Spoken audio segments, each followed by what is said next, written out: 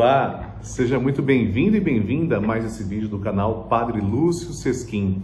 E atenção, se você ainda não se inscreveu no canal, se inscreva, clique no botão de se inscrever, ative também o sininho para as notificações e deixe o seu like. Assim você ajuda o canal e fica por dentro de todas as novidades e dos vídeos que nós produziremos para você com todo carinho.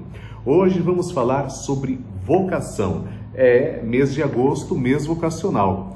Meus irmãos, a vocação, ela deve ser discernida não somente no mês de agosto, mas a igreja também dedica um mês em específico para que a gente reflita sobre a nossa própria vocação.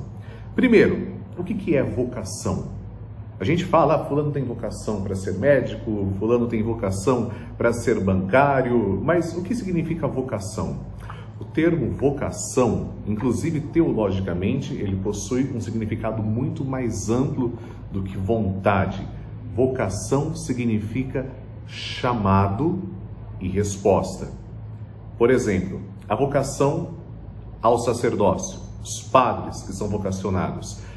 Ouve-se um chamado. E esse chamado, posso dizer que na grande parte das vezes, não é um chamado com teofanias, que é algo que a gente diz em teologia, ou seja, com grandes manifestações, raios. Não, esse chamado, ele parte sim de uma vontade, mas também de uma convicção de que você vai ser feliz servindo ao Senhor. E isso precisa ser alimentado, precisa ser discernido.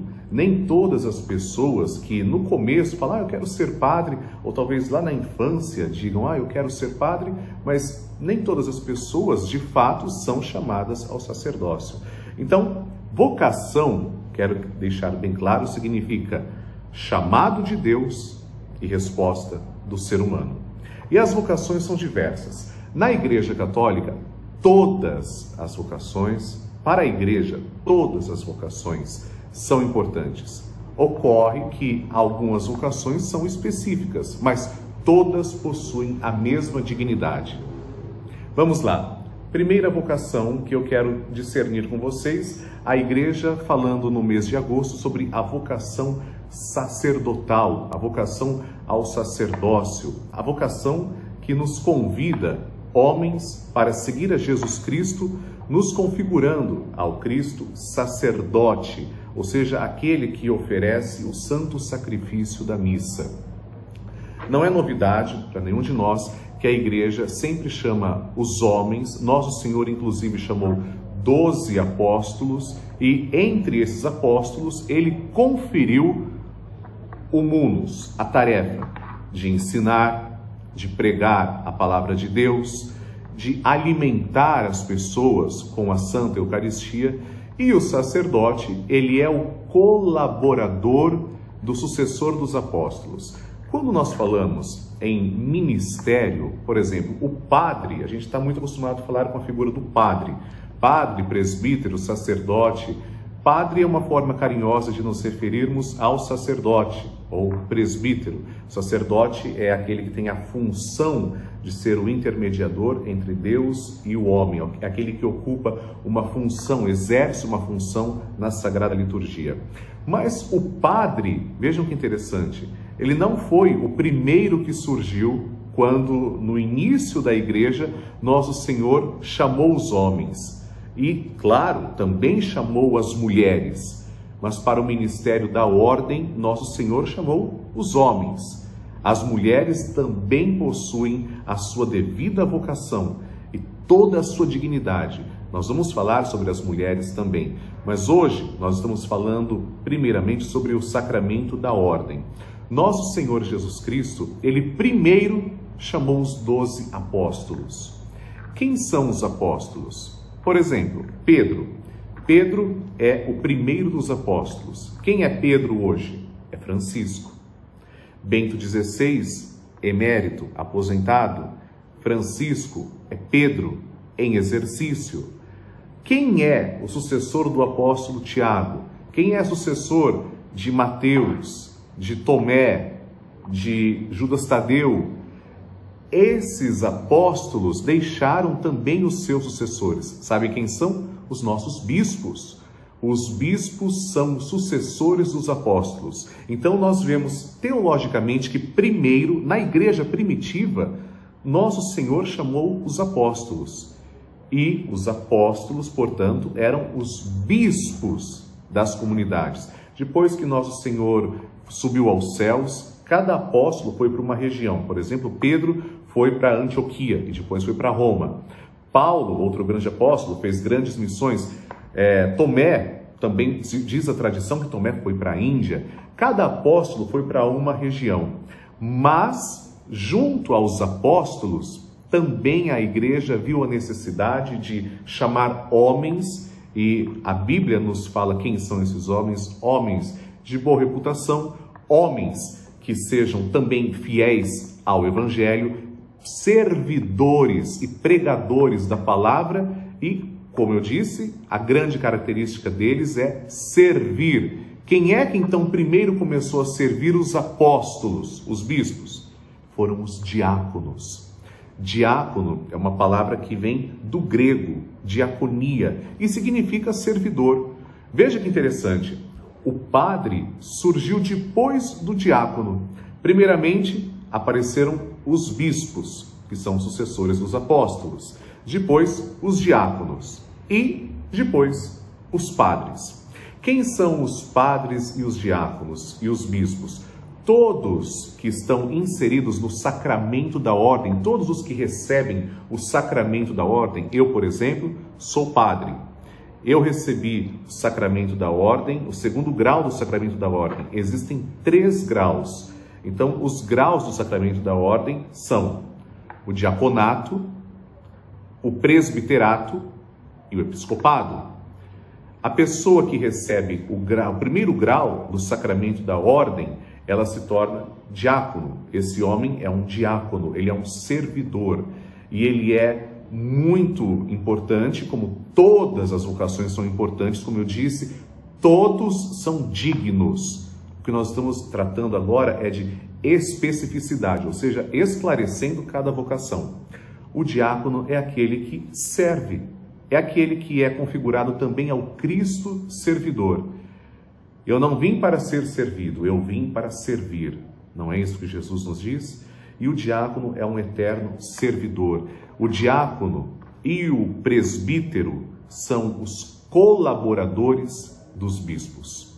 Diácono e presbítero, que é o padre, são colaboradores dos bispos. Os diáconos podem ser casados ou podem ser celibatários.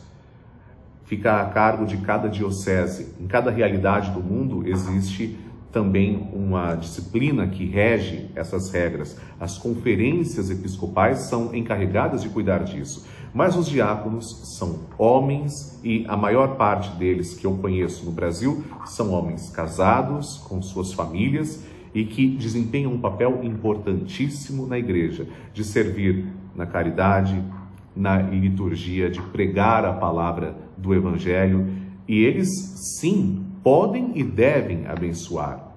Eu gosto muito mais de falar do que se deve fazer do que se pode fazer, porque quando a gente fala pode, dá a impressão de poder. Nós não estamos falando sobre poder, nós estamos falando sobre servir. Então o diácono é aquele que dá a bênção, ele tem esse poder de dar a bênção? Tem, mas eu prefiro dizer que ele deve servir a comunidade também abençoando. O diácono pode, inclusive na igreja latina, ele pode ministrar os casamentos. Atenção, muito interessante, nem o padre, nem o bispo, nem o diácono, nenhum deles é o presidente do sacramento do matrimônio. Quem celebra o sacramento do matrimônio é o noivo e a noiva. O diácono ou o padre assiste o sacramento, mas quem celebra o sacramento são os noivos. Pois bem, o diácono ele pode ministrar ali o sacramento do matrimônio, ele pode assistir ao sacramento do matrimônio, ele pode também batizar, ele pode dar as bênçãos nas casas, enfim, a figura do diácono é muito importante. Esse é o primeiro grau do sacramento da ordem. Segundo grau do sacramento da ordem é o presbiterato, ou seja, os presbíteros ou padres, nossos sacerdotes. Quem são os padres, os sacerdotes? São homens que também são chamados a configurar a sua vida servindo, ajudando os bispos, são colaboradores diretos dos bispos para ajudar a santificar a Igreja de Deus. Devem ensinar, devem alimentar, devem santificar o povo santo de Deus. O papel do sacerdote é muito importante e ele celebra todos os sacramentos, menos o sacramento da ordem. Ele não pode ordenar alguém, somente um bispo pode ordenar alguém. Mas o sacerdote, ele inclusive, mais uma vez eu digo, não quero falar de poder, mas ele deve sim batizar. O sacerdote deve também presidir o sacramento da reconciliação. O sacerdote está ali para ouvir a pessoa, porque Deus é quem perdoa, mas existe uma base bíblica. Lembrem-se da Bíblia: aqueles a quem perdoarem os pecados lhes serão perdoados. O sacerdote é aquele que age in persona Christi, ou seja, na pessoa de Cristo. O sacerdote, ele perdoa os pecados e o sacerdote também possui a tarefa de orientar a pessoa quando ela está ali no confessionário, quando ela pede perdão de coração contrito a Deus. O sacerdote, e é a grande função sacerdotal, celebra a Eucaristia. A Eucaristia é a comunhão da igreja e é uma dádiva podermos nos alimentar verdadeiramente do corpo e do sangue de Cristo, que não são simbólicos, não é maneira de dizer, não é representativo, são de fato. O pão é corpo, o vinho é sangue depois da transubstanciação, depois da epiclese. Epiclese é o momento em que nós colocamos as mãos sobre as oferendas e pela ação do Espírito Santo, não é o sacerdote quem transforma, mas a ação do Espírito Santo, mediante a invocação do sacerdote, converte o pão no corpo de Cristo e o vinho no sangue de Cristo.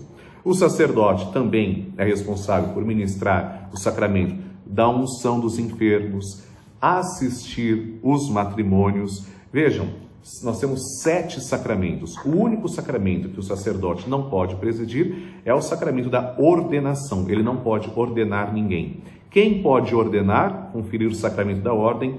O bispo. O bispo que é o sucessor dos apóstolos. Hoje eu quero que você lembre-se com carinho do seu padre.